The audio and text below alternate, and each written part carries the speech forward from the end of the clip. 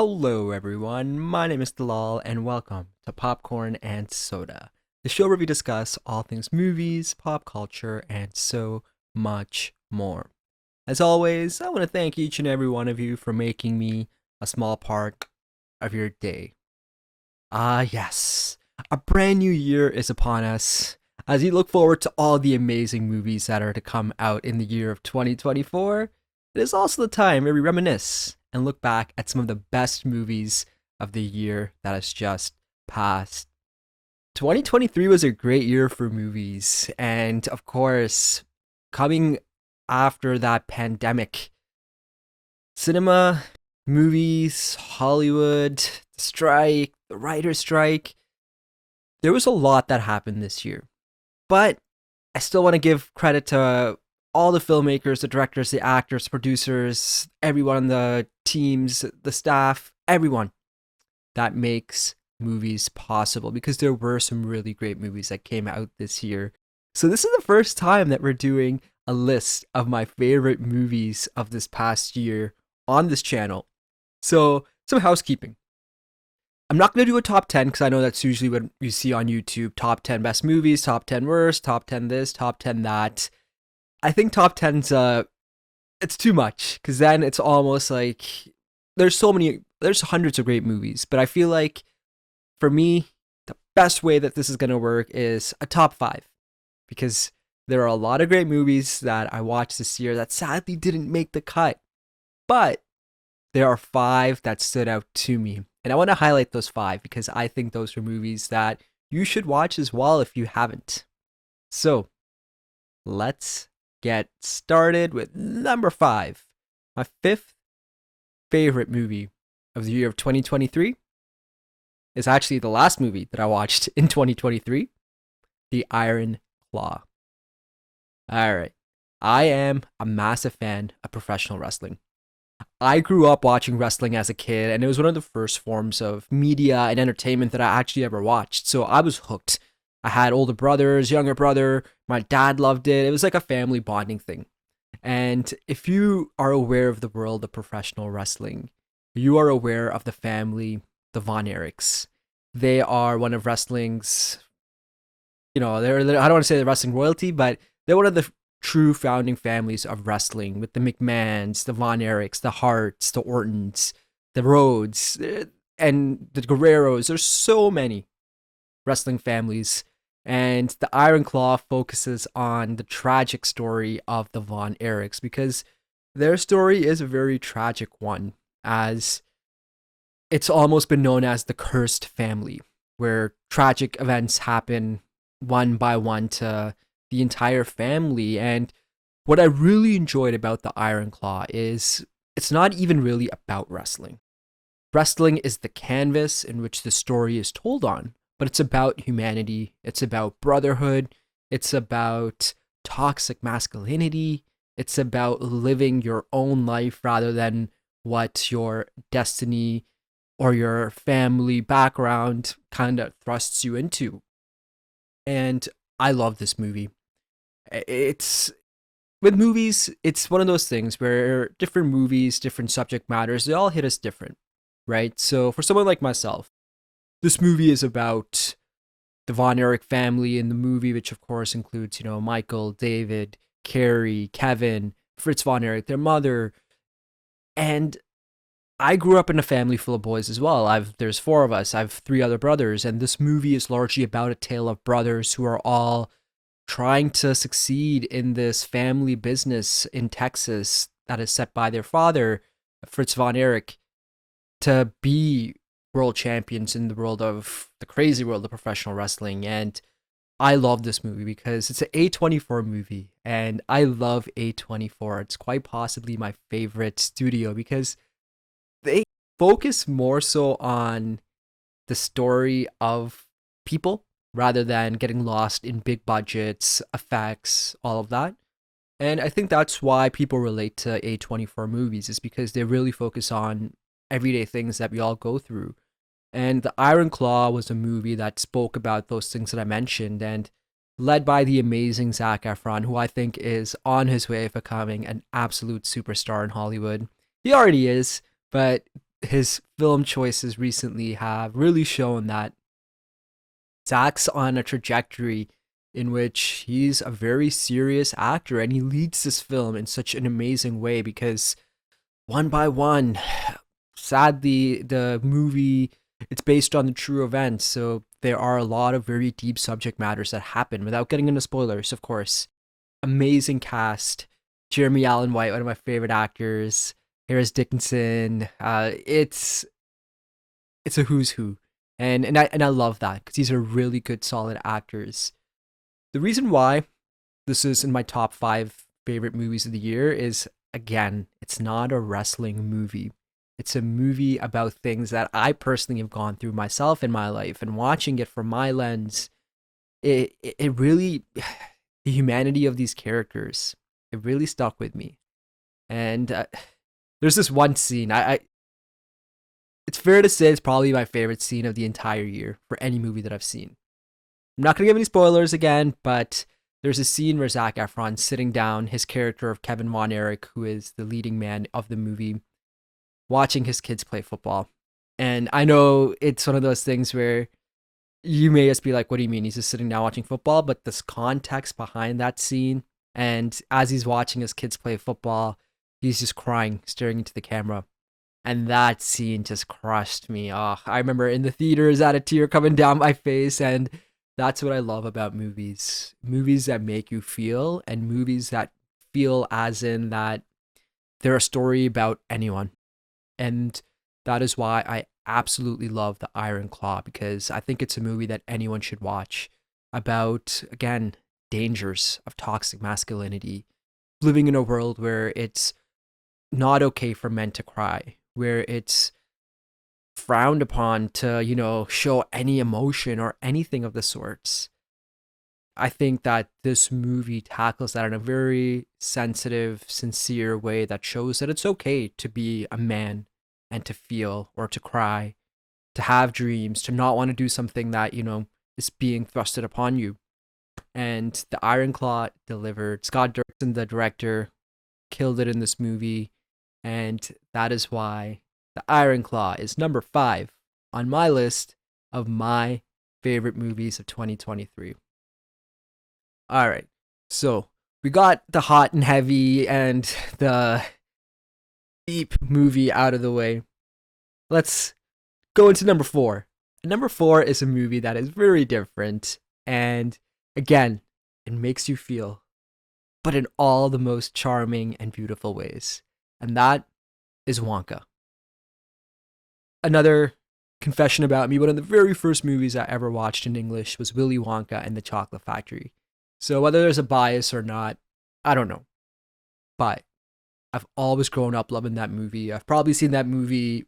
It's probably in my top 3 of the most watched movies I've ever seen in my life. I've seen it probably like 100 times. So going into this movie, I was excited. Not only because it's the character of Wonka, Paul King, the guy who made those amazing Paddington movies, but more importantly, Mr. Timothy Chalamet, who I'm just a massive fan of. That guy, Timothy, can do no wrong. He is.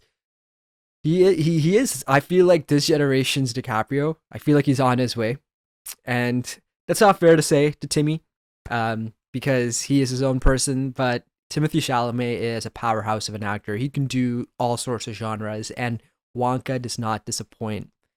It is such a charming, sweet movie that's made for the whole family.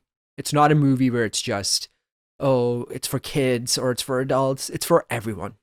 And again, just like the Ironclaw, it tackles so many universal themes about acceptance, pursuing your dreams, family, love. And that's what I love about the movie. It's a very sweet movie that it's filled with music, a lot of great musical numbers. I'm not going to say I'm the biggest musical fan, but in this movie, the music I enjoyed. World of Your Own, one of my favorite songs of the movie. Timothy Chalamet crushed it in that song. The art design's amazing. The cinematography is amazing. The story is amazing. And again, you're literally smiling throughout the entire movie. But more importantly, there's a big smile on your heart as you're watching this film. And it leaves open a whole new story potentially that could be, dived into for potential sequels. So Wonka, I have to give it its credit, its love, because it's a sweet, charming movie in a world where we need it right now. Not everything has to be about, over the top special effects, these massive big budget movies. Sometimes it's good to just sit back, enjoy a movie with your family, have a smile on your face, and just get lost in the magical world of movies for an hour and a half, 2 hours. So I highly recommend Wonka to everyone, especially those with kids, because I think the kids will really enjoy it. And that is why Wonka is number 4 on my list of my favorite movies of 2023. All right. We got number 5 out of the way. We got number 4. Now we're getting into the big 3.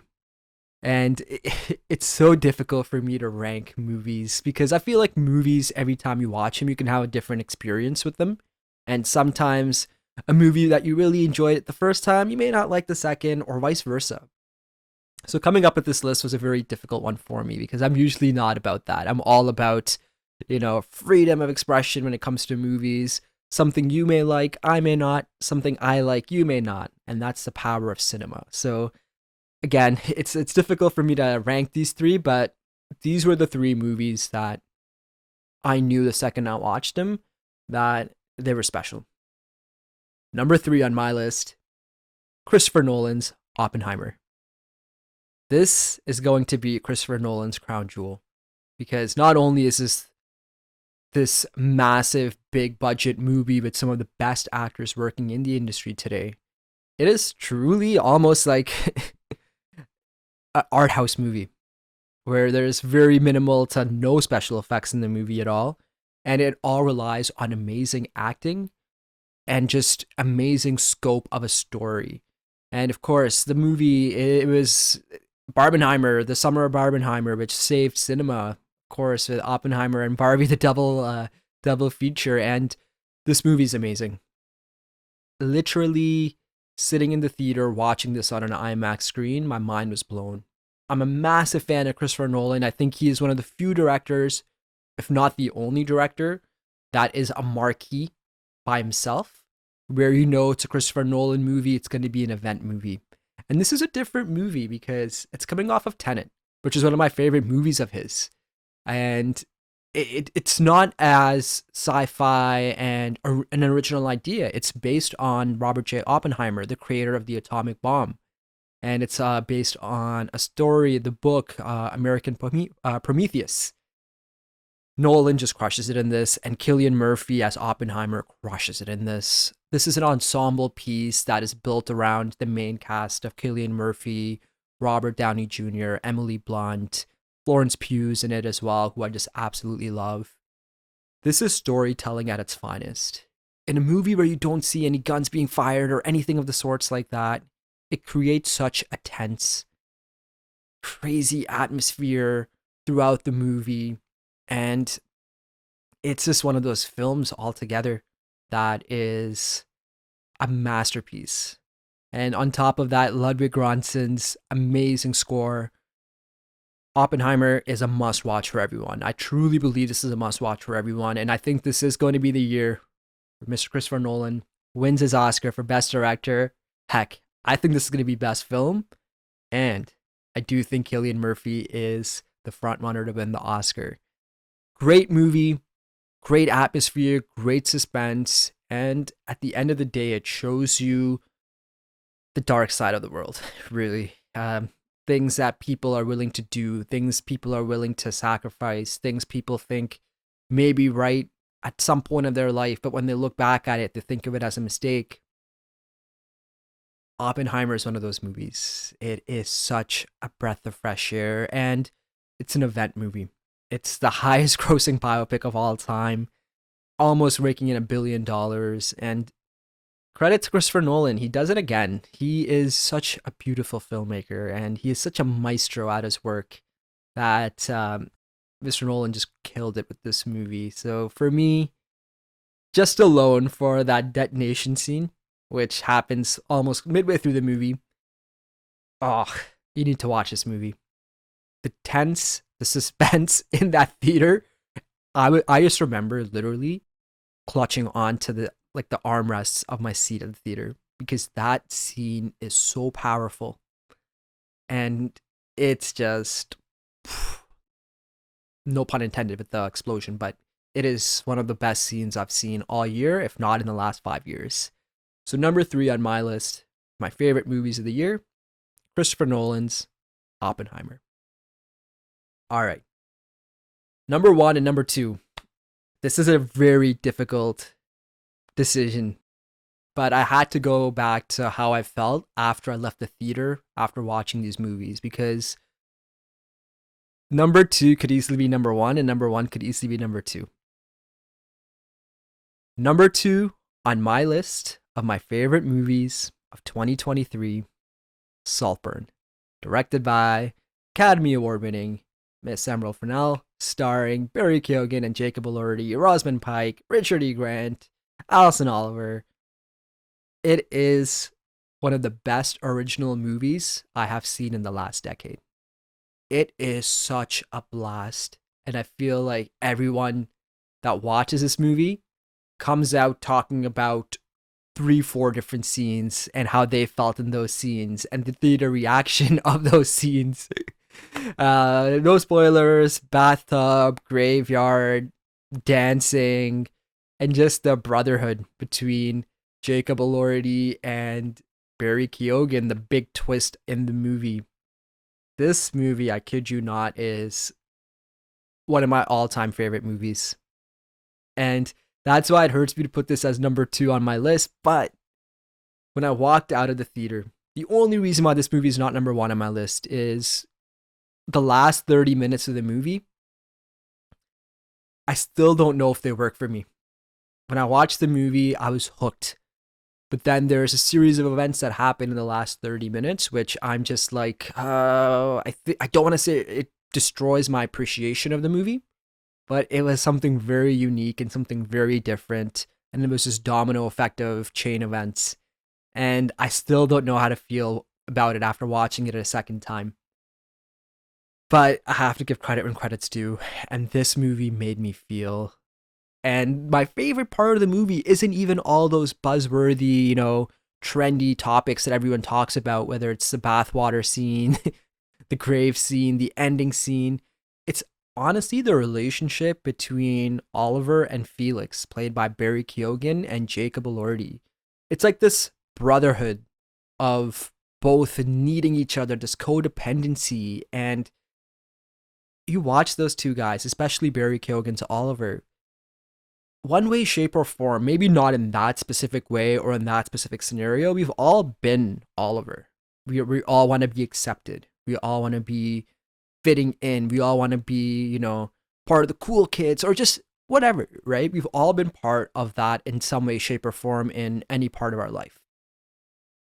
And the character of Felix, who grows up in this super rich and wealthy family, he is this sweet, lovable character who is just looking for acceptance as well. He's looking for someone to accept him for who he is and not just the way he looks and his money.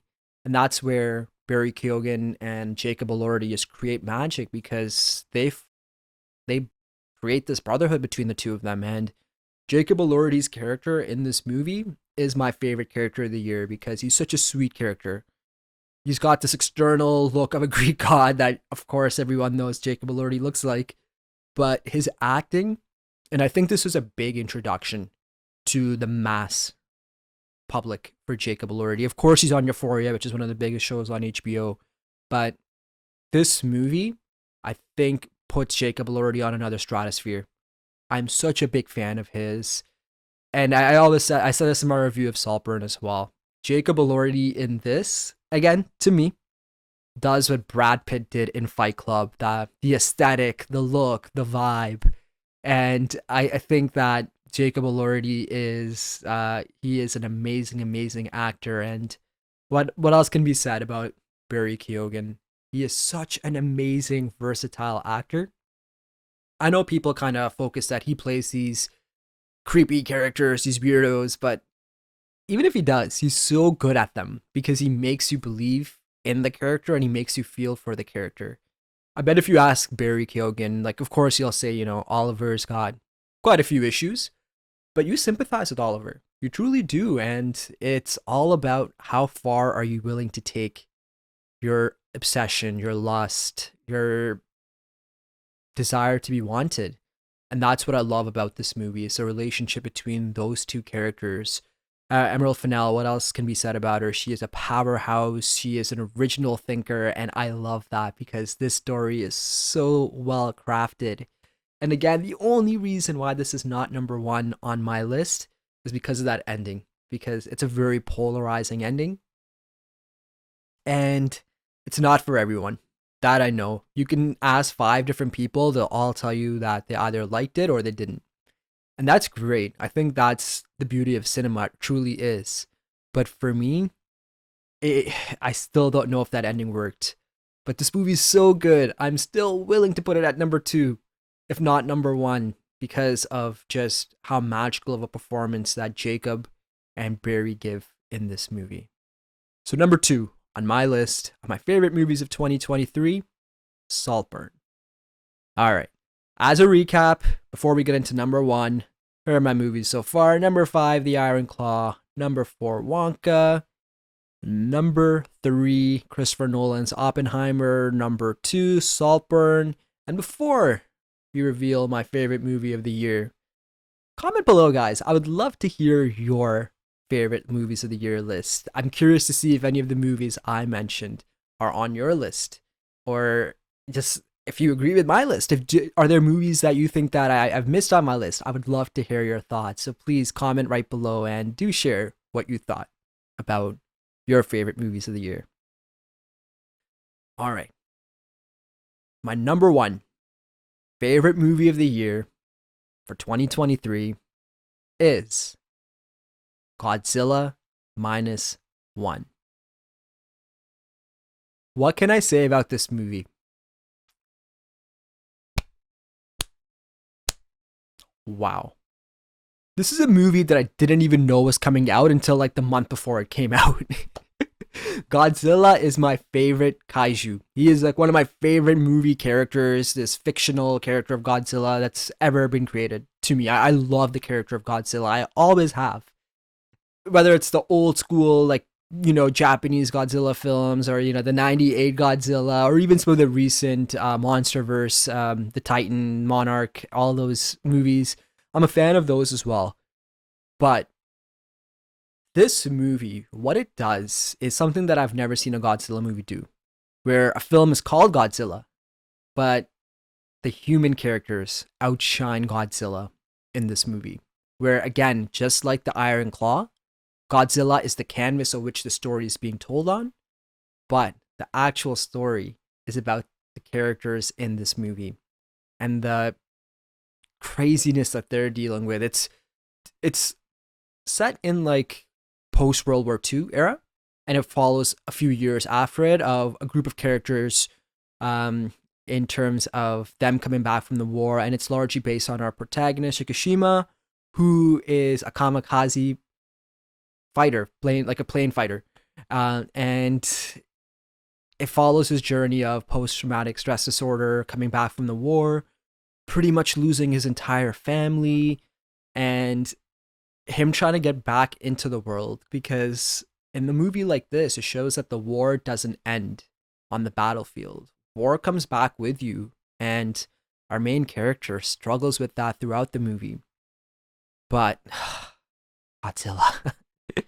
Godzilla's so good in this movie, because what I love about the depiction of Godzilla in this movie is that it's a force of nature. Godzilla is like an earthquake or a tsunami or a hurricane, where when Godzilla comes, destruction follows. And that's what I love about the portrayal of Godzilla in this movie, is that he's not this anti-hero that's trying to save, the human race, fighting the bad guys. Godzilla is what it is. And it's very three-dimensional in that sense, which is so hard to do. But the craziness of this movie is just how good it looks at such a minimal budget that this was made for. And the fact that it relies so heavily on the human story of Shikishima and his friends that find a way to combat Godzilla, because it's, again, post-war. So it's all about people losing faith in the government in Japan and people wanting to better their lives and fight Godzilla as the people rather than relying on the government. And it's got a lot of just social commentary about life at the time in Japan. But Godzilla just, again, it eclipses any Godzilla movie that's ever been made and any other movie I watched this year because it's a movie that is translated. It's a foreign language film. But yet I felt so much for these actors, these characters, and these actors brought those characters to life with their amazing acting. And I loved Godzilla Minus One. And talking about favorite scenes of the year, one of my absolute favorite Godzilla scenes of all time, and specifically even of the year, is the atomic blast scene in this movie. I know we're talking about the Oppenheimer atomic blast scene. The Godzilla atomic breath scene in this movie is one of the wildest scenes I've ever seen in a movie, especially in a movie theater in IMAX. It is destruction and carnage at its finest. And I literally tell everyone, if there's one movie you need to watch this year, it's Godzilla Minus One. Because you will absolutely love what the Toho company in Japan did with this character. They reinvented Godzilla. And honestly, they made the best Godzilla movie potentially ever. And the movie doesn't even really center around Godzilla. And bravo to everyone at Toho for just an amazing movie that they created. Cast, the crew, the director. Godzilla Minus One is my favorite movie of the year of 2023. Whew! So there you have it, guys. Those are my 5 favorite movies 2023. And once again, please comment below. I would love to hear your thoughts on my list. I want to hear your list. Have you seen the movies on my list? Did you enjoy those movies as much as I did? Please comment right below and do share. And as one year ends, we're now looking forward to the next year. And 2024 is going to be a powerhouse of just amazing movies that are going to be coming out. So there you have it, guys. I want to thank each and every one of you, as always, for making me a small part of your day. Please remember to like, share, subscribe, click that little notification bell, all the fun stuff to get up to date with all my upcoming videos. And once again, thank you for joining in for my favorite movies of the year 2023.